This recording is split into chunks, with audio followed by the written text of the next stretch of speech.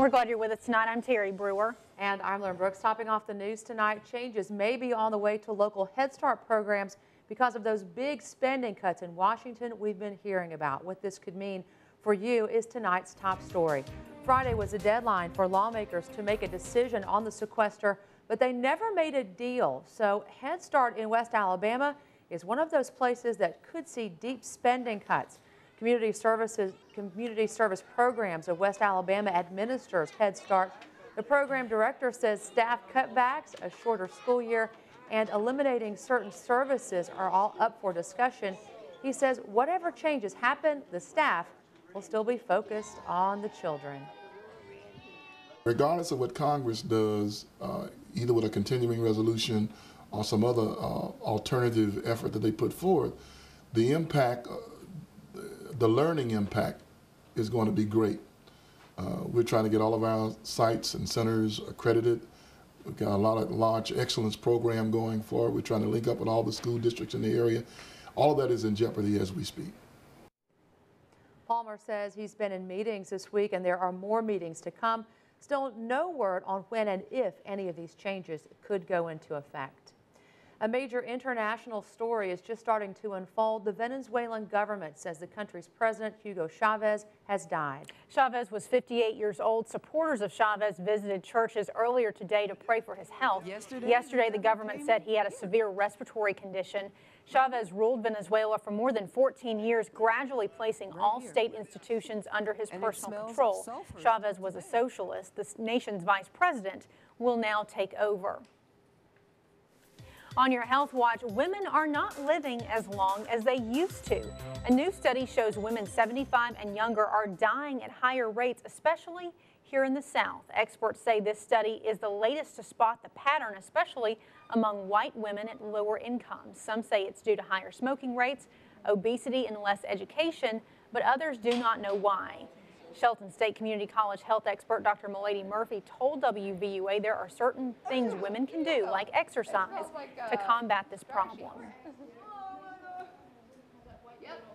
Looking at heart disease and cancer as being the major contributors of death, one of the first things that women can do is, if they smoke, quit. That will slow down the aging process of the body very quickly. Another important thing is to see the value of sound nutrition.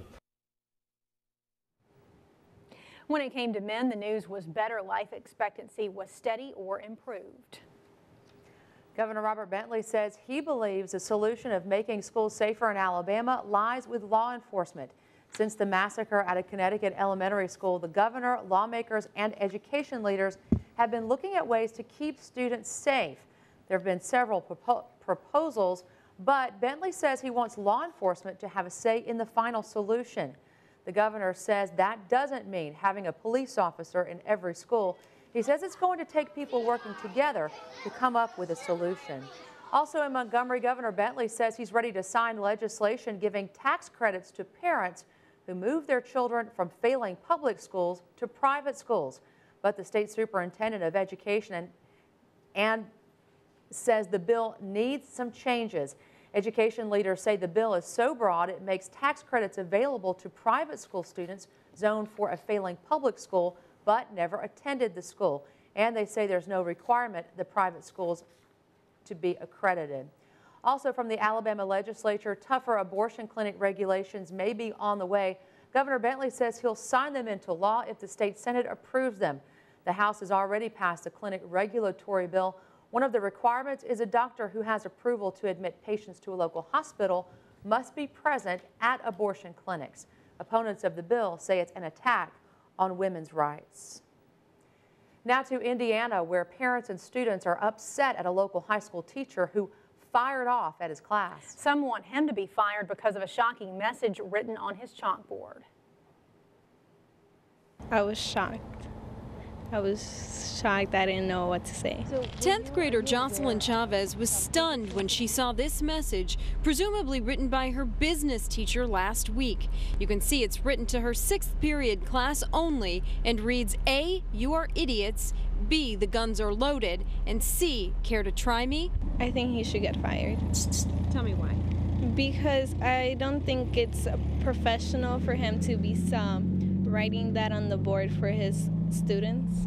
Students at Edison Junior Senior High snapped a picture of the chalkboard message, which has now prompted a police investigation.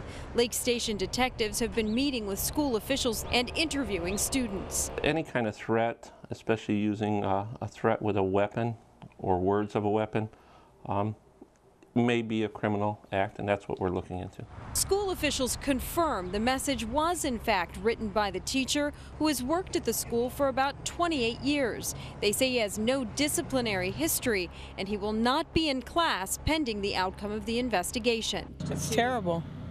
It's terrible. You know, it needs to get resolved, and especially with kids going to school, they should be able to, you know, be okay. Some say the teacher has a reputation for having a short fuse. On a pretty normal day, he was okay. He seemed like a pretty fun teacher, outgoing and everything, and then when he got mad, you know. For what my daughter and my future son-in-law, they say that is his personality, but with, you know, recent circumstances, I feel that it probably was a little inappropriate, even though that might be his personality. And that was Jessica D'Onofrio reporting. The teacher's name has not been released. As of Monday, no charges had been filed. Police say they'll compile a report and submit it to prosecutors. In Tuscaloosa, thousands of dollars will soon go to local charities thanks to Tuscaloosa's half marathon. Organizers tell WVUA a little more than $50,000 was raised thanks to the support of sponsors and other donors. The Tuscaloosa Tourism and Sports Commission says they raised more than anticipated. The money will go to the Kiwanis Club of Greater Tuscaloosa and Read Bama Read for their programs to help people all across West Alabama.